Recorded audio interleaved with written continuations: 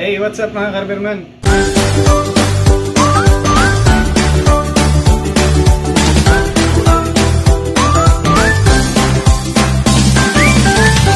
Carverman, may gusto lang ako mga Carverman batiin. Dapat kahapon ko pa ito gawin. Kaso mga Carverman, yung busy rin sa trabaho. So ngayon lang ako naka-time na i-congratulate ang isang viewer ko, taga-subaybay. Nag-send kasi siya ng mensahe na sabi niya, idol, nakapasa na ako sa interview. So proud rin ako para sa kanya at saka happy. Tawagin natin yung viewer natin na si Alan Vargas. So congratulations sa iyo, Alan Vargas. Malapit na lang, maging riverman ka na rin. So bago yan mga Carverman, matagal rin naghintay si Alan Vargas para lang makamtan ito na marating niya yung schedule niya for interview. So ang sabi niya sa akin, nag-umpisa daw siya, naghintay daw siya ng 9 months. So it means 9 months ngayon August. So nag-start siya ng pag-apply last November 2022. So ayun mga Carverman, so sa tagal niya na hinintay, almost 9 months, ayun, nagbunga rin ang pagtitiis niya. Kaya sa mga iba na nagbabalak, hindi talaga madali ang pag-apply dito sa inland. Kailangan mo talaga magtiis, tiyaga. Dala ka na rin ng panalangin.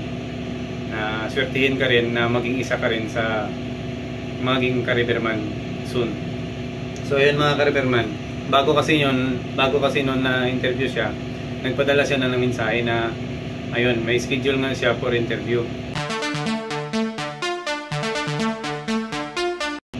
So, ayun mga Carverman, kinabukasan, nagpadala siya ulit ng mensahe na sabi niya, idol, salamat na kapasa na daw siya sa interview.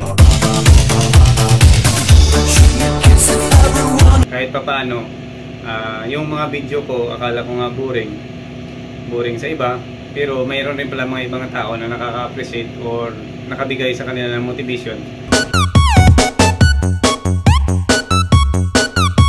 Maghintay kung gaano man katagal, kasi kung gusto mo maabot ang gusto mo, kailangan ka talaga na maghirap or magtiis.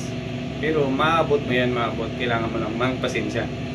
So yun mga Carverman, ang sabi niya sa akin, idol, lagi daw siya nanonood ng mga video ko. So, kaya salamat. So, ayan. Thank you din sa iyo, Carverman Alan Vargas. Malapit na lang, nandito ka na rin. So, kumplituhin mo na lang yung requirements mo. So, ang napakasaya kasi after niya nakapasa ng interview, kinabukasan is mag-medical na agad siya. Pinapareport niya siya for medical. So, the best yun. So, ayan mga Carverman, masaya na rin ako sa part ko kahit pa paano, kahit sa ganitong paraan. Nakatulong ako sa mga kababayan natin, especially sa mga seaman rin na gusto rin mag-change ng career dito sa inland na maging riverman.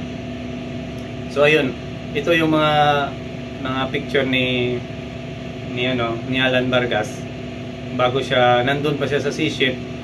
Oh, it's a beautiful world, it's a beautiful life. Alright. Pag-apply niya sa Lotus,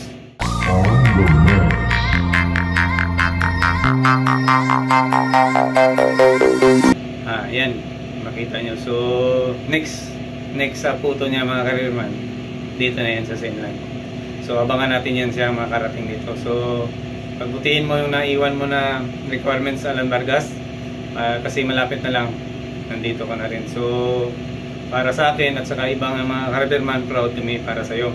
So naging matibay ka kahit gaano man katagal, gaano man kahirap, hinintay mo talaga na makamtan mo ang pinapangarap mo. So ayun, so maging prepared ka lang pagdating mo dito, kasi experience ka na rin sa seagoing, madali man na lang yan maka-adjust. So ang mga trabaho dito is yun nga, yung una lang naman yung manibago, pero once na siyempre araw-araw mo na ginagawa, naging easy na lang yan. So yun, so sa mga iba na minsan hindi ko rin ma-replyan, siyempre may trabaho rin ako. Pag may time, yun, tinatry ko rin talaga ang best ko na makareply sa'yo, makatulong kung hanggat sa kaya ko lang.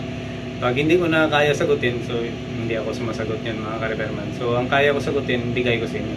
Basta may time lang ako. So ayun mga ka-repairman, so I think yun lang gusto ko i-share ngayon sa inyo. Na pasalamatan na may isa naman tayong viewer na nakapasa at malapit na maging repairman.